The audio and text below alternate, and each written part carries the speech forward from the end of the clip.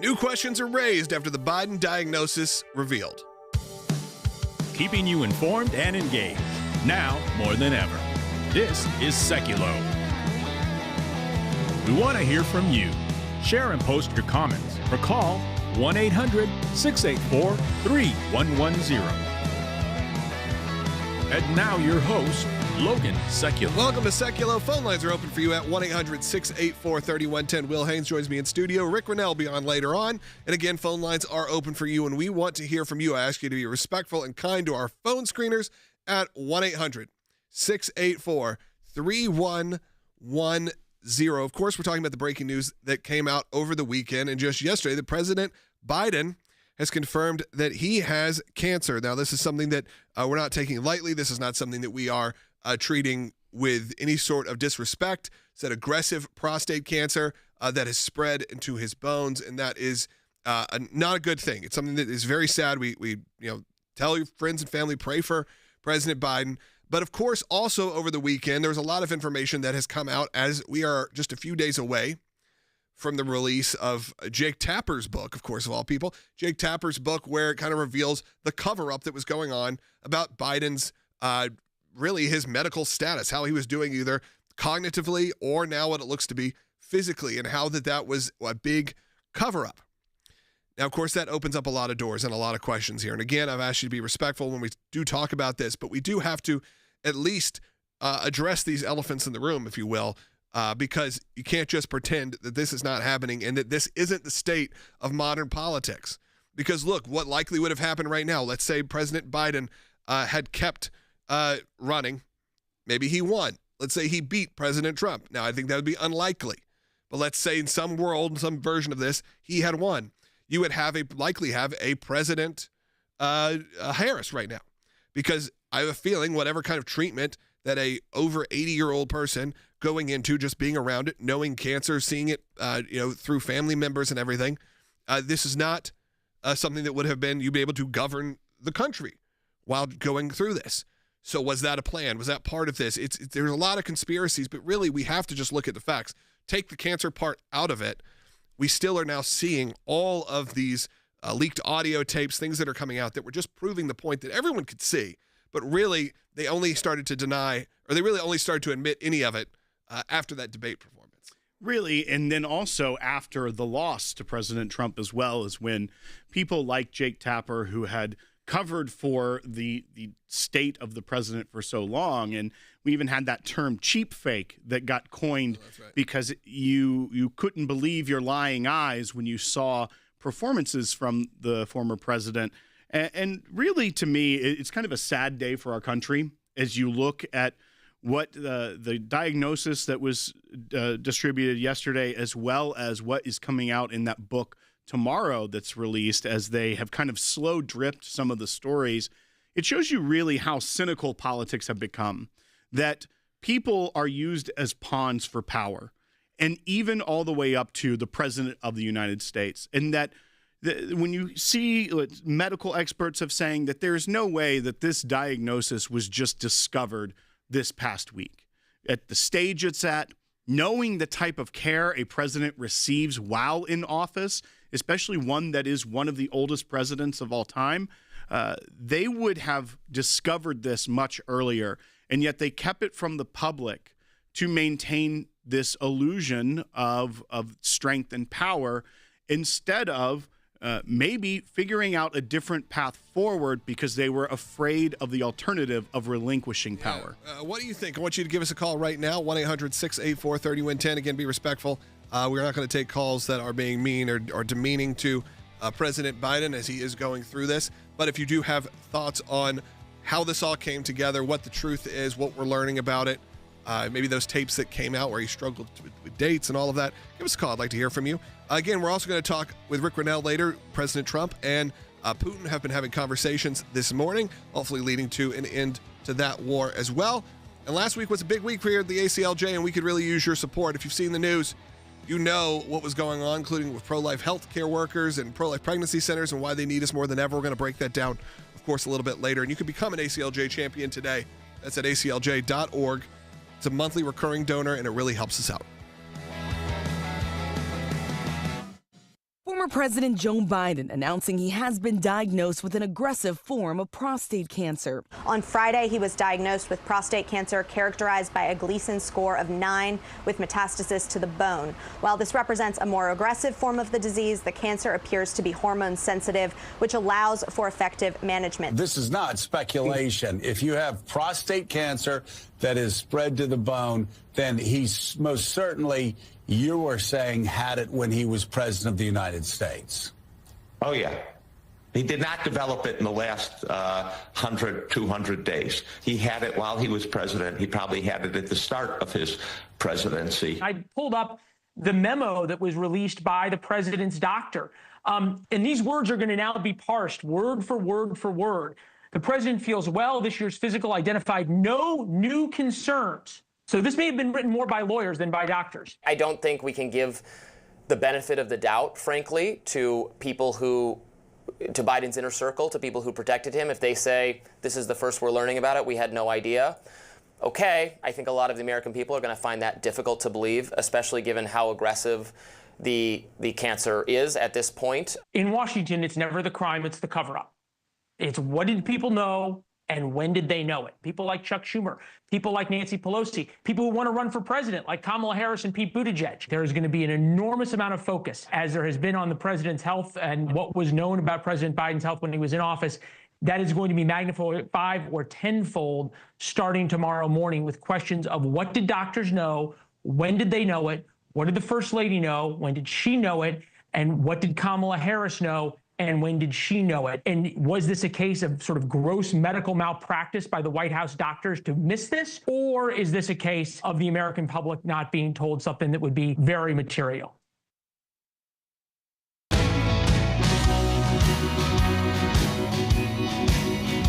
Welcome back to Sekulow. As I said, phone lines are open for you at 1-800-684-3110. I know a lot of you are just tuning in right now, as always happens here on the second segment as we get rolling. We're going to restate what is going on. Obviously, the big news was that President Biden, former President Biden, announced that he has really stage 4. Is that what they said, stage 4? Is that correct? Or just an aggressive form? Right. An aggressive form of prostate cancer that is spread into his bones. This is something that, again, is very sad. We shouldn't ever be talking about that in a way that's offensive to the person who's suffering. We should be praying for him and praying for his family. However, it does happen to coincide with the release of a lot of information on President Biden's ability to govern during his time in the White House and what happened those last years, whether that was from the George Clooney reports or whether that was coming from Jake Tapper's new book that's supposed to be released in a day and a half. And, of course, you have even more with the leaked audio that came out. Just a lot that kind of shows that the cover-up was aggressive. The cover-up was very intentional. It's not that we're all shocked by that, but the facts that are spilling out even make it a little worse. And specifically, when we know the President Biden may have been suffering for the better part of his last year. And when you also take into account the timing of this announcement, when you hear doctors, in our break, there was an oncologist that was on Morning Joe, so not on conservative media, that was talking about that he likely knew about this or definitely had it even at the beginning of his presidency when he took office in 2021, based off of, as the oncologist was saying, the way that it grows, how long it takes, even the aggressive form of cancer here, for it to get to his bones would take a long time, not just a past 100, 200 days situation. But yet they released this announcement 2 days before this devastating book, which is titled Original Sin, President Biden's Decline, Its Cover-Up, and His Disastrous Choice to Run Again, that's coming out from Jake Tapper and Alex Thompson.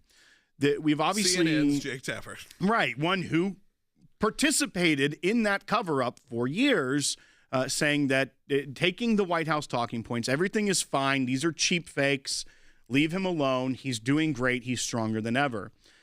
And the fact that they would take the time now to announce this diagnosis 2 days before the book is released is just more evidence of those people around him not protecting someone. Of politics. It takes the humanity out of someone and makes them only a political puppet, which has been the criticism from the right for a long time, of that Joe Biden probably shouldn't be in this position. Yeah. And he is a political puppet that people around him are not giving him humanity by forcing this to continue. At this point, making look, you can do whatever you want. It's your decision to make as a person what you want to share. I think that saying, hey, he had to tell the American people that he was suffering from this kind of aggressive cancer. Yeah, you're the president of the United States. It is different than I believe you do have now. I don't think he would have told anyone if he didn't want to. It's his personal business, his personal health business. No one needs to know that. That doesn't need to be announced. If you want to announce it, that's fine. If you want to tell people what's going on and rally people around you and hopefully get some prayers and support, great. No problem with that. I'm not saying that. But if it was something that was intentionally being hidden, even let's, again, take the cancer side out of it, because I really feel for that and I don't want that to be the case. But you talk about the people that are surrounding him. And when you hear things like this leaked tape with her, or you find out all this information, that the talking points that we were given were not only misleading, they were what we assumed they really were. Right. They were accurate, because he said, look, I didn't bring up certain topics. He did. Dates were forgotten. All of these things were brought up, and all of the proof was there. We had it there the whole time. Now, again, what really bothers me, like you said, Will, is the politics of all of this. I think there's a lot of people who have horrible people that surround them.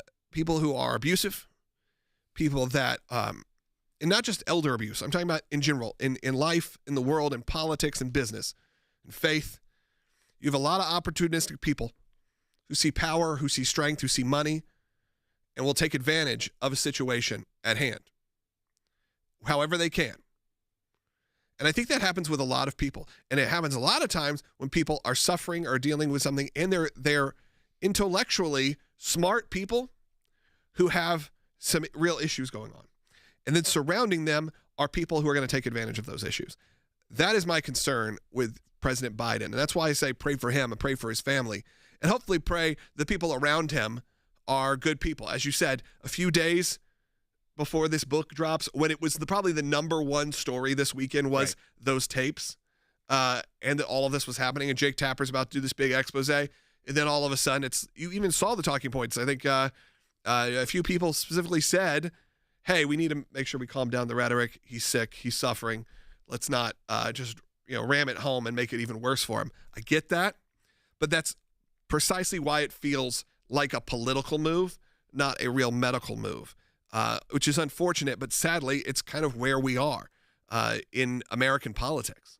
And when you mentioned the special counsel Robert Hur tapes that Axios received late on Friday, I believe, they released the tapes, the actual audio tapes of that interview that special counsel Robert Hur conducted with President Biden over his removal of classified documents and not storing them properly. Remember, this is what President Trump had been charged with by the special counsel Jack Smith, and there was a special counsel appointed to see if there was going to be prosecution against the president regarding this.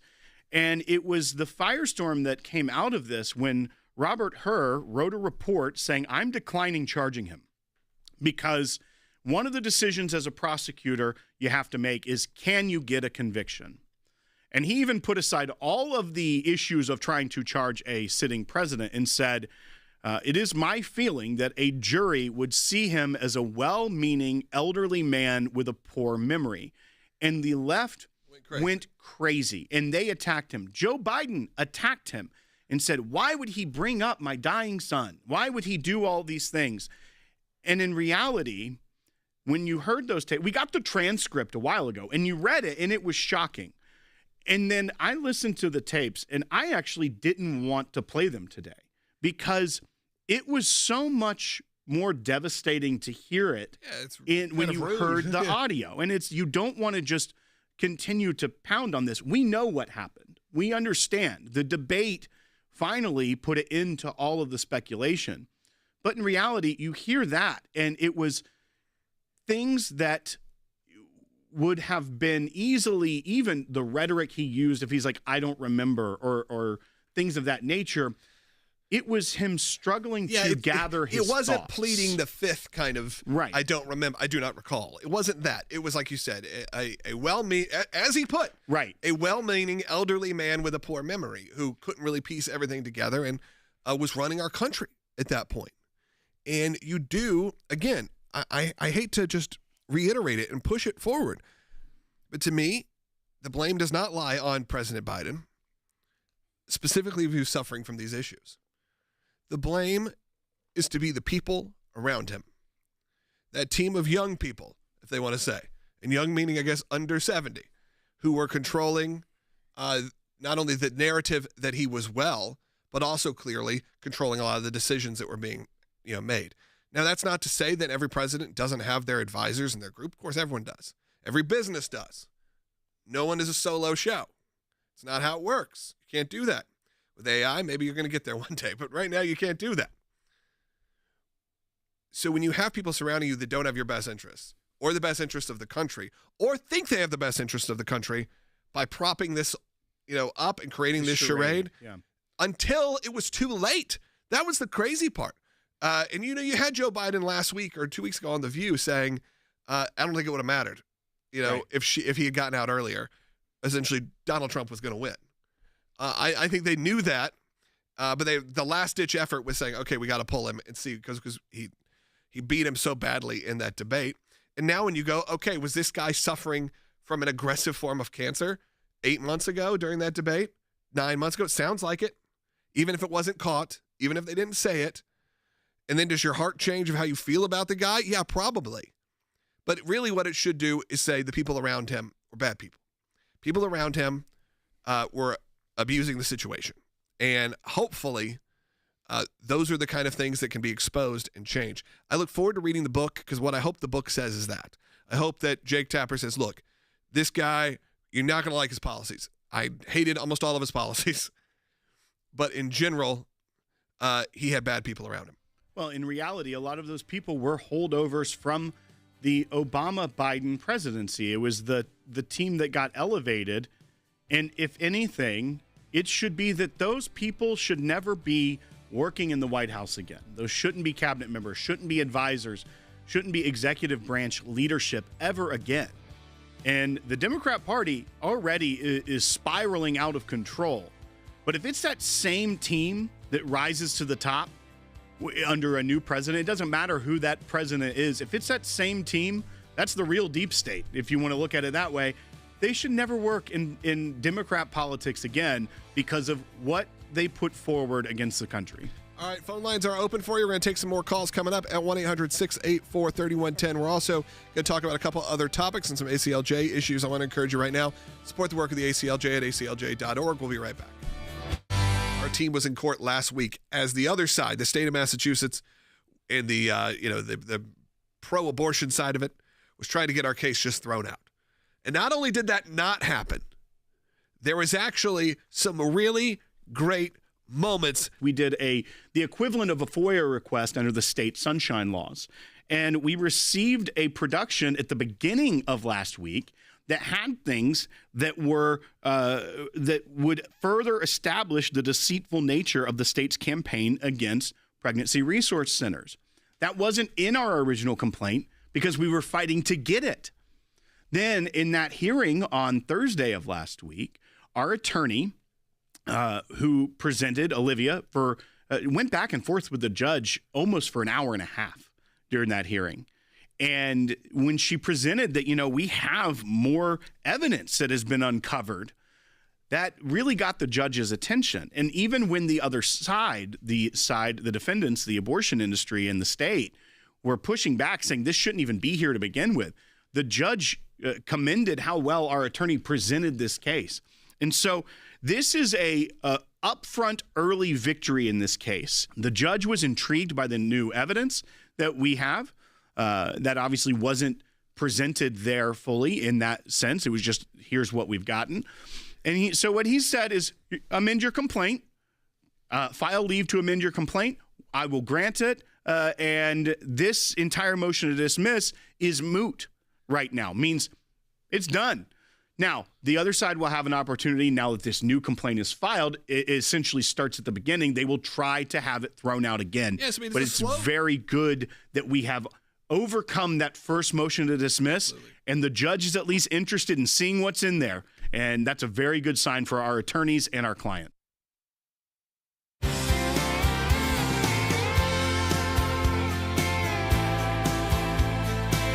Welcome back to Sekulow. As I said, phone lines are open for you. We're going to take some of those as well. We're also going to talk about some of the other news. I mean, this is the top story. We're not going to ignore it. I think that was part of our conversation this morning, which was how do we approach this and treat this with respect as we should, but also be honest and truthful. And I think there's other issues that have come up over the weekend as well, including that bombing attempt that happened in Palm Springs. And that's something we need to discuss as well, because more information, look, when you see a fertility clinic or anything like this, under attack, obviously your mind jumps to the abortion clinic attacks by the far radical groups from decades ago. And that's where my mind went first, which was, oh no, what is this? Oh, we can't get back to that. Look, if we're going to say that pro-life pregnancy resource centers are under attack, we can't be doing the opposite. Now, that doesn't seem to be what this was. This seems to be someone who was very unwell, who actually was very much targeting, when we say pro-life, any form of life. So when you have this, it also just shows the state of the country, that there are people like this. And another worrisome thing that's happening, there are people who are upset about even their own life and therefore are willing to try to take out as much life as they can right here at home. That's right. This was a 25-year-old who is that young. Bombed a Palm Springs fertility clinic in California. What they are saying, according to officials, that is one of the largest bombing scenes that they've ever had in Southern California.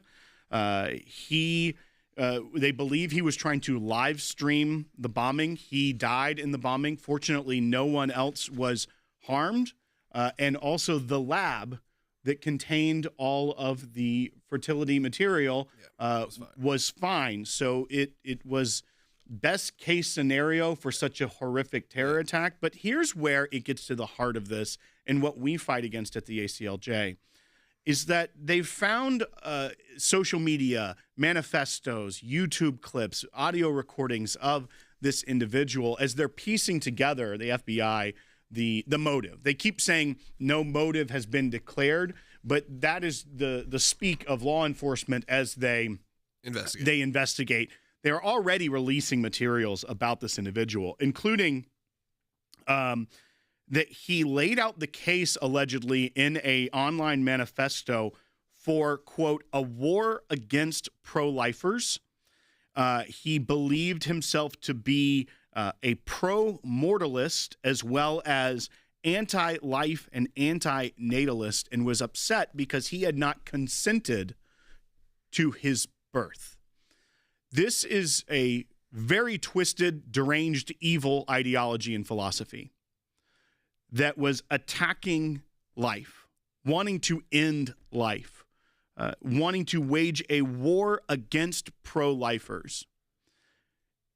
And at the same time that this type of attack happens, we at the ACLJ are having to fight against a state government that is using taxpayer dollars to defame, to call pro-life pregnancy resource centers fraud, that they are lying, that they don't give you hope.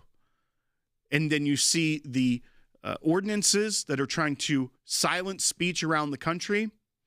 And then you, at the same time, you think about the discovery about how the military was training soldiers that it were pro-life individuals, Operation Rescue, or people that had Choose Life license plate, that they are potential terror threats. But the left is pushing around the country that being pro-life is bad and that it should be silenced and that it is a fraudulent clinic. And they are attacking it through the political spectrum, through their laws, through their campaigns, through their ordinances. And it leads to an ideology that being pro-life is bad. And then you have deranged individuals, evil individuals whose ideology is so extreme that they want to wage a literal terroristic war against pro-lifers. Yeah, against pro-lifers and people that just are, life in general. I mean, again, a fertility clinic in Palm Springs, California, not where you think you'd have the most militant people going out and doing this type of things. It also is a part of the mental health crisis happening in our country, where you have people who believe this and feel this. And I think Will's right that we need to make sure when we're talking about these topics that we're doing out of a place of hope, doing out of a place of Christ-like way. These are the ways these conversations can change. And hopefully you can reach people's hearts and minds at the same time. Because you look at this individual and you read his information. Of course, he is living out this, deranged fringe idea of not choosing to be alive, not consenting to life himself, therefore needs to take out as much life as he can. This is someone who is basically a kid, though. You're talking about a 20-something-year-old, 24-year-old? 25. I mean, we've all been 25. You could say that a lot has changed. Your mental abilities change over the next decade from there. And it's hopeless and it's sad. And it should be treated that way. And it should be treated when we actually look at this, saying, okay, if you're going to start attacking pro-lifers, if you're going to have that kind of rhetoric, if you're going to have Chuck Schumer out there saying we're going to unleash the whirlwind on the Supreme Court justices that overturn Roe, these end up being the consequences. When you start saying threat to democracy, you have an assassination attempt on the president of the United States or former president running for president. When you talk this way, and I'm not just talking to the Democrats, I'm also talking to you Republicans and conservatives and you fringe people who post online, who incite violence. We saw what happened with Comey last week. We saw what happened when they, you call out that violence. You got to call it all out and say, we got to change the way we're talking about it here. Because what happens is you end up happening what happened to President Biden, which is clearly you had people behind the scenes. Look, I think that when you look at President Biden's record previous to when he became president, and specifically pre-Obama, he was a fairly moderate Democrat, someone who pretty much created the Hyde Amendment, someone who was pretty much considered a pro-life Democrat. And everyone thought, okay, much like a lot of them, he gets in line and he takes these fringe views. Now I'm curious how much of that was him. Because you have people surrounding him, and whether, by the way, that could be people that work there, that could also be family, people that are just opportunistic, who see a weak spot. It's the same story, just told from a different point of view. Look, we get into the next half hour. We're going to discuss that a lot also with Rick Rennell, who will be joining us. He was involved, obviously, in the first Trump presidency, out throughout the campaign to where Joe Biden won the presidency. And then, of course, now is a special envoy and has been part of our team for many years now. So we're going to discuss that with him coming up. We're also going to take your phone calls. If you're on hold, please stay on hold. We're going to get to you. Maybe a little bit later in the show, but we will get to you with 2 lines open right now for you at 1-800-684-3110. As we head to the end of this first half hour, I want to encourage you to support the work of the ACLJ. Last week, we talked about all the major successes, all the major victories we had. But, we have seen the news. And all of a sudden, if they can start saying that this guy was, Target was essentially a pro-life activist, which he certainly was not, but you're not hearing a lot about the real motives. You start putting the pieces together like I did. We know places like pro-life pregnancy resource centers are going to be, again, a target. And we have fought for them. We've mobilized not only our legal team, but our media team across the country. Actions keep continuing to pour in. We have so much going on around the world right now at the ACLJ. I mean, it is non-stop. Whether we're at the UN Human Rights Council, whether we're talking about what's going on and working with people in Nigeria, the Boko Haram situation, you have all of the Christian persecution, and I mean real persecution, life and death kind of persecution that's happening outside of our country. We're involved in that as well. And you can be a part of that team. It's very easy. Go to aclj.org, support the work financially, become an ACLJ champion if you can also. That's a monthly recurring donor. We got a second half hour coming up. Make sure you're joining us live at aclj.org. Welcome to the all-new ACLJ app. Expert analysis and insight big tech can't censor. Customize your news and get real-time alerts on the issues you care about. Advocacy is now at your fingertips. Take action, make a difference. Support the causes you care about with just one tap. Be the first to know. Breaking news alerts sent straight to your inbox. Everything you need, all in one place. Stay informed, stay empowered, download today. We are so excited to announce the ACLJ's brand new app, completely redesigned to provide you with the best tools available to partner with us at the ACLJ. You can watch the daily Sekulow program, sign the petitions, customize your ACLJ membership experience, donate with the click of a button, and receive up-to-the-minute critical updates that the mainstream media can't censor. Just scan the QR code on your screen or go to your phone's app store, search ACLJ, and click install. It's that simple.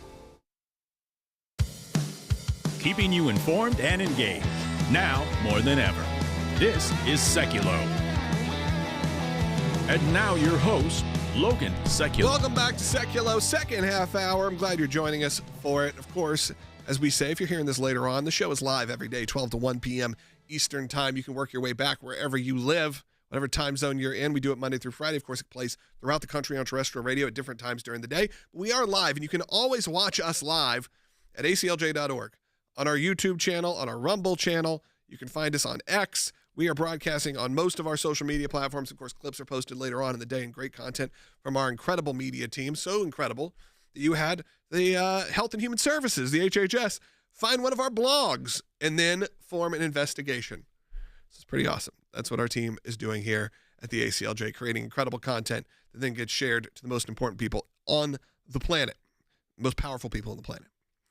With that, I want to take some phone calls coming up at 1-800-684-3110. Rick Rennell is going to be joining us in the next segment. To restate, if you are just joining us for the second half hour, of course, we are talking about the diagnosis of President Biden, saying he has an aggressive form of cancer, spread to his bones. Horrible. We're praying for him, praying for his family. But really, this, of course, comes just a day or two before the release of Jake Tapper's book that, of course, comes from Jake Tapper, which feels ironic to begin with. It always has been. But you're talking about a book that was going to be sort of the smoking gun, the blowing the whistle off of the truth that was going on behind the scenes for President Biden during his last year running into the election, and of course the disastrous debate that ended his campaign.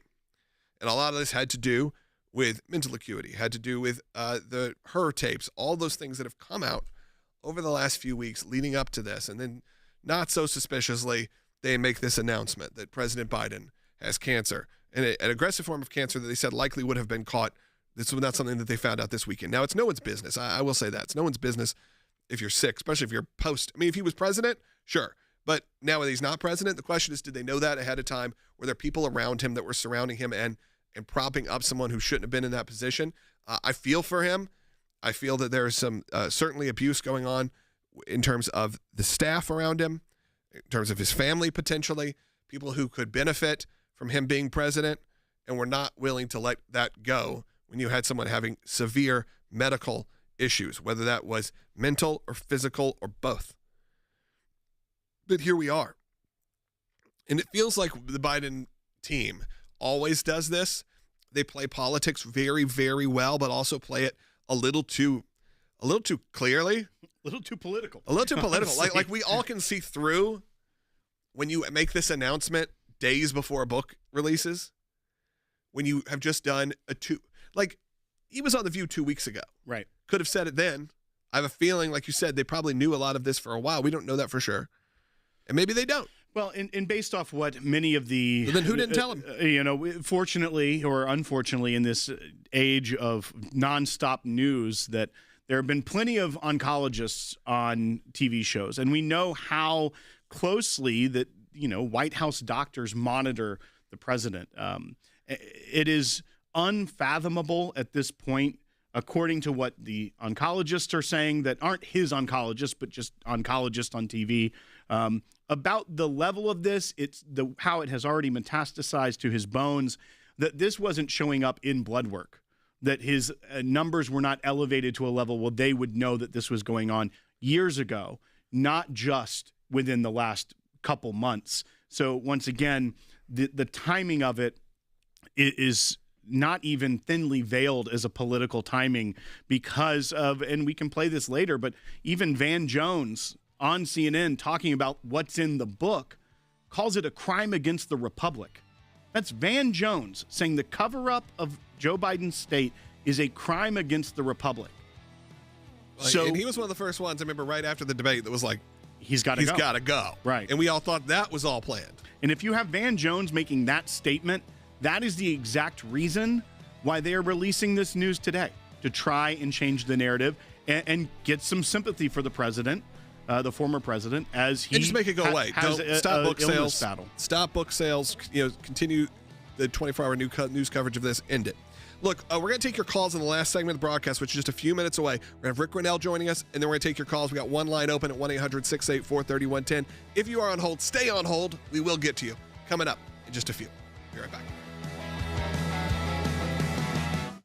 President Trump will hold a high-stakes phone call with both Russian President Vladimir Putin and a separate phone call with Ukrainian President Volodymyr Zelensky later today. We'll see how the call goes, and the president has made it clear his goal is to see a ceasefire and to see this conflict come to an end. And he's grown weary and frustrated with both sides of the conflict. The president and his team have put an enormous amount of effort in solving this very complicated war that, again, began because of the last administration's weakness. What Donald Trump has done that nobody else could do, he brought both sides together. He's going to continue to press this, but he has also made sure that the United States is not involved in some other intractable foreign conflict that takes our resources and our time and attention. I believe that the president is going to have a successful call with Vladimir Putin.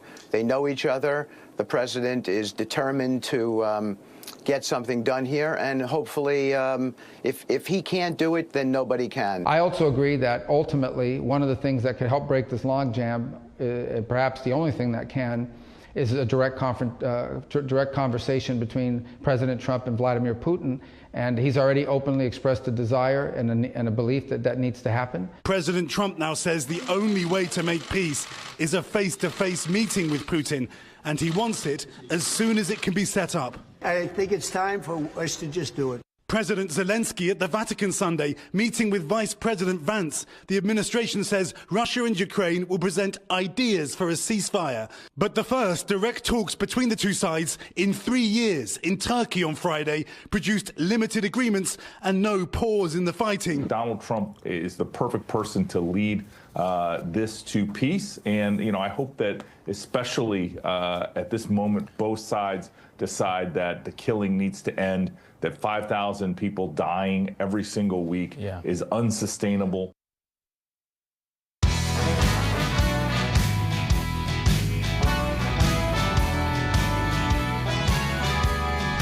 Welcome back to Sekulow. Rick Rennell is joining us. Of course, we are talking about still, and we got a lot of calls that we'll get to coming up in the next segment. We're obviously talking about some of the breaking news that was happening. Not only President Biden, the announcement of his aggressive form of cancer that has spread to his bones, of course, like I said.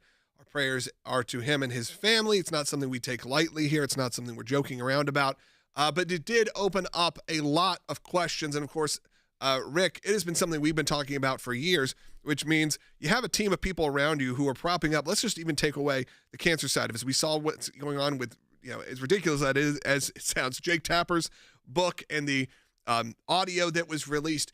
You have people, and it's sort of a problem in politics in general, business in general, opportunistic people. It feels like they can surround people who, when they need to use them, they will. And you had someone who was clearly unwell, and until the American people saw it with their own eyes for maybe the sixth time when they had that debate, was when they finally were able to, or they had to do something. This is sort of a not only is it an interesting thing to study, it's kind of a sad state of how we run things in politics. Look, my reaction is that transparency is not political. However, right now it seems partisan. It feels like the Democrats don't want transparency, and it's the Republicans who are trying to come forward and doge different ideas that politicians are bringing forward in secret.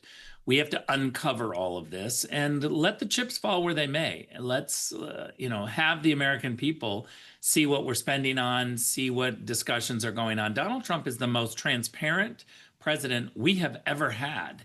And the media, they try to say, oh, he's always on camera. He loves to be on camera talking. And so he invites the press in everywhere. But I think it's a decision by the president to be completely transparent.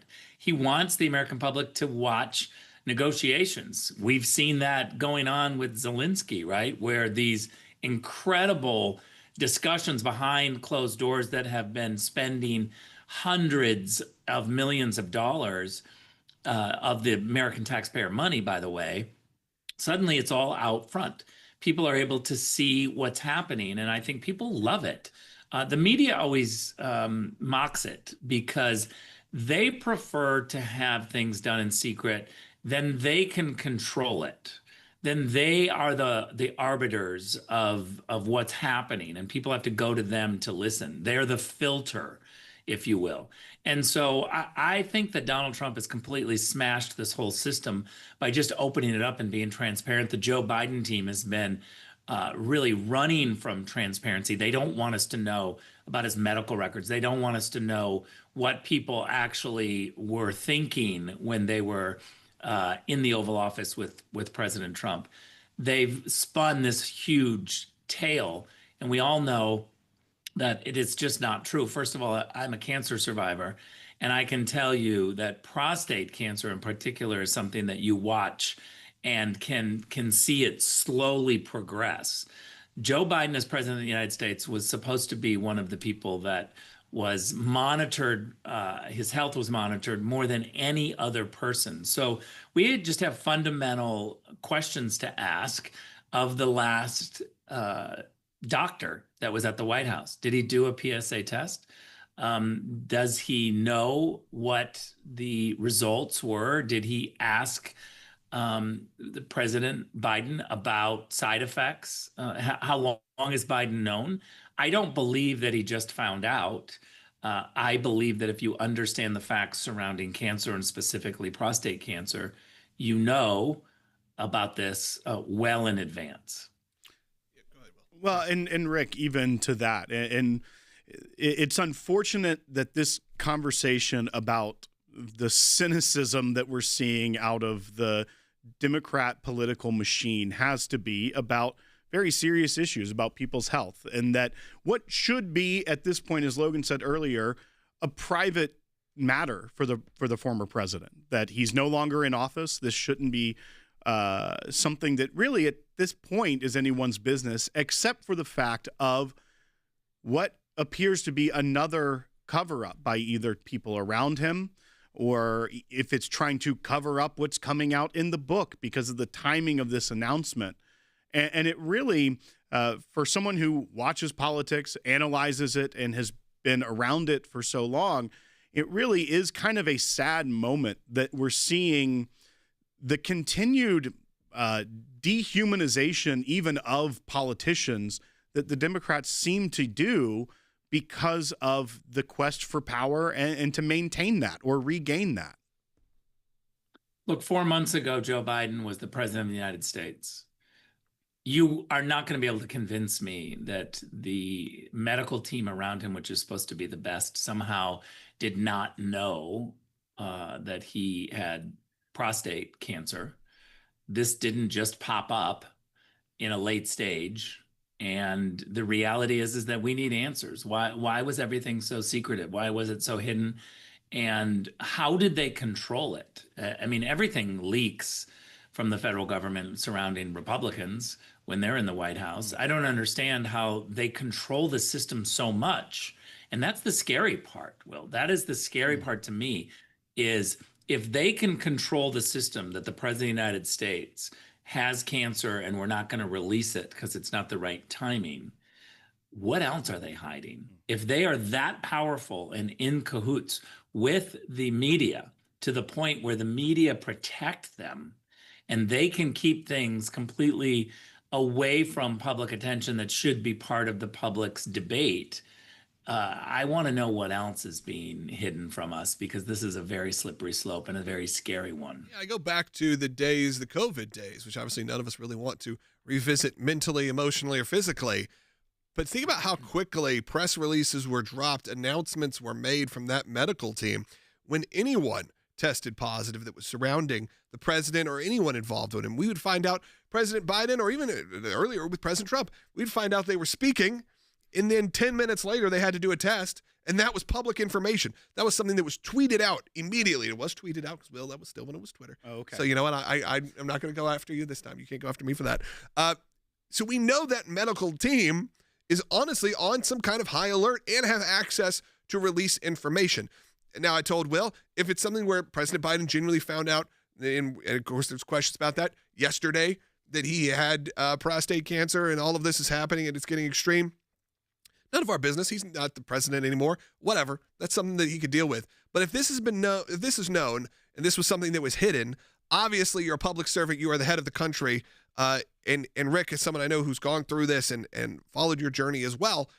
The idea that he could have been leading the country during that, it becomes abusive. Look, I had non-Hodgkin's lymphoma, and that comes out of the blue.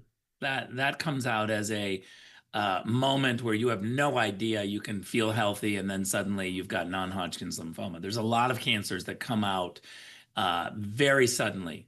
Prostate cancer is not one of them. And that's just my point here, is that you don't have a late-stage prostate cancer diagnosis if you have been under the most incredible medical care for the last 4 years. It does not make sense. And so people need to start asking these questions. Again, for me, it's, maybe Joe Biden and his sickness could have been prevented a long time ago if we were more honest about what it was. He was the president of the United States, and when he could have been making decisions in his state that are very concerning. Did he really understand? You listen to the Her tapes and you think, wow, this guy is not well, and yet he was running the United States of America. It's very concerning to me that we could have that. This is the case. We could have a president of the United States that is not well, and yet the medical team, the political team, and the media all work together to hide it. That's the point. Yep, Rick, and I think that is what we're trying to press here. We got a lot of calls, people calling in, asking a lot of questions, and some of them, look, I have to appreciate, looks like most people are being respectful of this. They understand the severity of it, but they also see the timing of it, and they see that the book was going to drop and all the news was coming, that the tapes were happening, and they play politics a little too, as Will said, a little too transparently. It feels like this team, that the Biden team has always done this, where the American people can see right through to the narrative they're trying to present. But yeah, all right. I just realized we're running out of time, Rick, here. You got like 20 seconds. Go ahead. Look, they get away with it because the media lets them get away with it, and so they keep doing it because they get away with it. Yep, thank you so much. Rick, always great to hear from you. Now coming up, we get to hear from you, the most important voice in the room. We got one line open, though. If you want to call in, it's a great time to call in. We'll do our best to get to you, sixth caller. We're going to try to get to these 5 that are on hold right now. So Lydia, Michael, Don, Greta, Dave, stay on hold. I'm going to get to you coming up here in the next segment. Of course, I want you to spend a little time on ACLJ.org, just like our HHS department. Go spend some time. Go look at some of the incredible free content we put out, by the way, not behind a paywall like some of the others. Don't do that here. We want to make sure you have content that you can share. The only reason, though, we can do that is because people like you support us financially. So I encourage you to go to ACLJ.org, become a champion if you can. That's a monthly recurring donor. Do it today. Be right back. Former President Joe Biden announcing he has been diagnosed with an aggressive form of prostate cancer. On Friday, he was diagnosed with prostate cancer characterized by a Gleason score of 9 with metastasis to the bone. While this represents a more aggressive form of the disease, the cancer appears to be hormone sensitive, which allows for effective management. This is not speculation. If you have prostate cancer that is spread to the bone, then he's most certainly, you were saying, had it when he was president of the United States. Oh, yeah. He did not develop it in the last 100, 200 days. He had it while he was president. He probably had it at the start of his presidency. I pulled up the memo that was released by the president's doctor. And these words are going to now be parsed word for word for word. The president feels well. This year's physical identified no new concerns. So this may have been written more by lawyers than by doctors. I don't think we can give the benefit of the doubt, frankly, to people who, to Biden's inner circle, to people who protected him. If they say, this is the first we're learning about it, we had no idea. Okay, I think a lot of the American people are going to find that difficult to believe, especially given how aggressive the cancer is at this point. In Washington, it's never the crime, it's the cover-up. It's what did people know And when did they know it? People like Chuck Schumer, people like Nancy Pelosi, people who want to run for president like Kamala Harris and Pete Buttigieg. There is going to be an enormous amount of focus, as there has been on the president's health and what was known about President Biden's health when he was in office. That is going to be magnified 5 or 10-fold starting tomorrow morning with questions of what did doctors know? When did they know it? What did the First Lady know? When did she know it? And what did Kamala Harris know? And when did she know it? And was this a case of sort of gross medical malpractice by the White House doctors to miss this? Or is this a case of the American public not being told something that would be very material?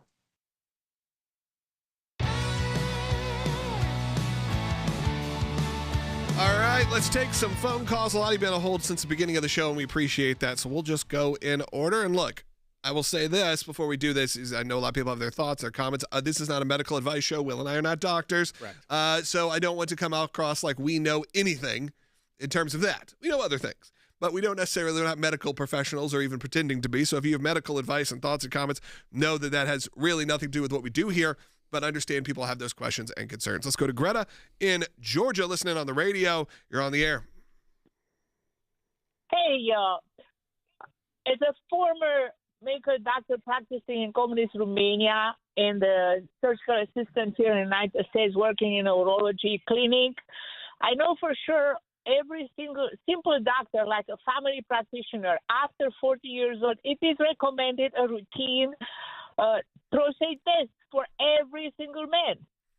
Yeah. Is there possible that in the United States, the president of the United States didn't have this test ever? We just wake up right now. Do you think you are so stupid? Well, Greta, I think that is the kind of the point, which is this idea that politics gets played so clearly and so abundantly ridiculously with, honestly, with the Biden team and how it's always been, which it's always just like clever timing, like let's save a diagnosis, a horrible diagnosis that all of us are really upset about, by the way, because I hate for anyone who's suffering, and anyone who's suffering from cancer specifically. But you save it till 2 days before a book is released, a bombshell book that's supposed to show you what was actually going on. Of course, you can see right through it. Of course, Greta, all of these kind of routine exams are recommended by doctors. I can't give medical advice, but I can tell you that is something that you know your whole life is coming, that they're going to have to start doing these tests for you at a certain age. And certainly if you're in your 80s, I would assume that that is happening. Well as we know how the medical team at the White House, their entire job is to make sure that everything is going well with the president as far as their health and maintaining that. So as Greta said, she mentioned that she was a medical professional in Romania before being a medical professional in the United States. And she said, this reminds me of the propaganda I grew up with. Is what she told the screener, is that, yes, this timing is not highly suspect. It is blatantly obvious why this announcement was made yesterday ahead of this book release. But Logan, I think we should go some more phone calls. All right, continuing on. I'm just going to go in order as they came in. Let's go to Don in Utah, watching on Salem News Channel, which we're live on each and every day. You can find that on Pluto or on Samsung and also just on their website. Don, you're on the air. Thank you for taking my call. Yeah, I have a concern about the comments about Joe Biden being somehow a victim of the people he's around. And I know there's some bad actors and that's clear, but I don't think any of them are any worse than Joe Biden. We're all victims of Joe Biden's presidency, especially, and even before that, when he had his mental capacity, he wasn't I think he had contempt for the people of the United States, and I'm not so sure he cared about the country at all either, with the way he did with bribing countries and things like that. So, Don, it's not like he had a clear-cut presidency, and I don't want to pretend like we're exonerating him from any of the issues that happened here. What I will say, though, is maybe in the last year that those were exacerbated to a point of abusive. Now, I'm not saying I agree with him on anything. I disagreed on pretty much every decision the Biden administration made. I could say I probably disagreed with 95% of the decisions the Obama administration made, which he was part of as well. It's just but it is different to look at it through this lens. Well, especially when you hear the content of the special counsel interview with the president, is that, yes, I agree. I don't absolve him from the policies of the Biden administration. He was the president.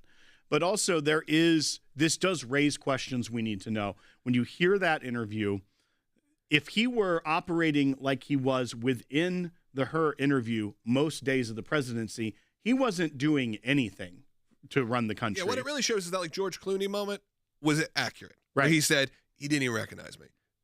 Those tapes tell you that that's true. We got to continue on, though. Let's keep going. Let's go to Michael, who's calling in West Virginia. Watching on YouTube. Go ahead. Hey, thanks for taking my call. The only way you're going to get the kind of transparency you're talking about is if you slap a body cam on every single congressman when they walk out the door at 8 o'clock in the morning. True. And don't take it off of them until they go home at night, and then tell them, go to bed. That way there are no more backroom deals, and you can use it for education purposes, Yeah, Michael, 3,500 hours of this. Yeah, I kind of love that. I'll be honest, Michael, I don't think that's going to happen. Look, I understand that I'm maybe looking at it through rose-colored glasses going, I feel like we should have better people. Maybe that's the answer. The answer is we need to be electing better people you can trust, people that actually are representing the country and their state and their district, and they're not just out for themselves. And I feel that way, or even including when you put together a team. Be much more careful with that. But Michael, put some body cams on them. That could be kind of fun. I mean, that would be great television. I'd watch it. Everyone would watch that. I'd watch it. It'd be great. I mean, Will watches body cam footage all the time from police. Yeah, it's in my algorithm. I know on you YouTube. send me stuff all the time. You got to see see this. I know that. So what if it was? There was an alligator in the middle of the highway. We have 24/7 AOC. It's crazy.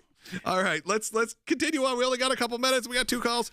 Lydia, you're on the air. That was very close because you guys were really close on when you called in. Lydia in California, go ahead. Thank you for taking my call. First and foremost, we proclaim to be one nation under God with liberty and justice for all. Let me tell you what it says in Zechariah chapter 7. It starts with verse 8. Then the word of the Lord came to Zechariah, saying, Thus has the Lord of hosts said, dispense truth, justice, and practice kindness and compassion each to his brother. Do not oppress the widow or the orphan, the stranger or the poor, and do not devise evil in your hearts against one another. And also in Malachi 3, chapter 3, verses 16 through 18. Then those who feared the Lord spoke to one another, and the Lord gave attention and heard it.